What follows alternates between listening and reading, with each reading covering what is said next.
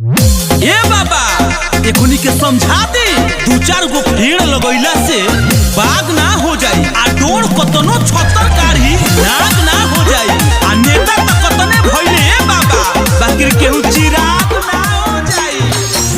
तो जी हाँ, आप लोग के बता दूं कि तूफान राजा का एक और ब्लास्ट का चिराग पासवान जी पर कल सुबह सॉन्ग आ रहा है। कौन सा सॉन्ग की चल पाएगा, सब कुछ जानकारी मैं आप लोग के इस वीडियो के माध्यम से आगे देंगे। उससे पहले अगर आप लोग मेरे चैनल पर नए हैं और चिराग पासवान जी को सच्चे वाले फैंस हैं तो इस वीडियो को दिल से लाइक करके चैनल को सब्सक्राइब जरूर करें। तो आइए बिना समय लेते हुए इस वीडियो को स्टार्ट कर देते हैं। तो सबसे पहले मैं आप लोग के बता दूं जो तूफान राजा का कल सुबह चिराग पासवान जी पर सॉन्ग आ रहा है, उस सॉन्ग का बोल है चिराग राज चलत रहे। इस सॉन्ग को गाए हैं तूफान राज जी। और आप लोग के बता दूं कि इस सॉन्ग को लिखे हैं उनके बहुत ही अच्छे गीतकार सोनू संगम जी। और म्यूजिक की बात किया जाए तो इस सॉन्ग में म्यूजिक दिए हैं जेपी तिवारी, जो काफ़ी बवाल का म्यूजिक देते रहते हैं। और आप सबके बता दूं कि इस सॉन्ग को कल सुबह तूफान राज ऑफिशियल यूट्यूब चैनल के माध्यम से इस सॉन्ग को कल सुबह रिलीज किया जा रहा है।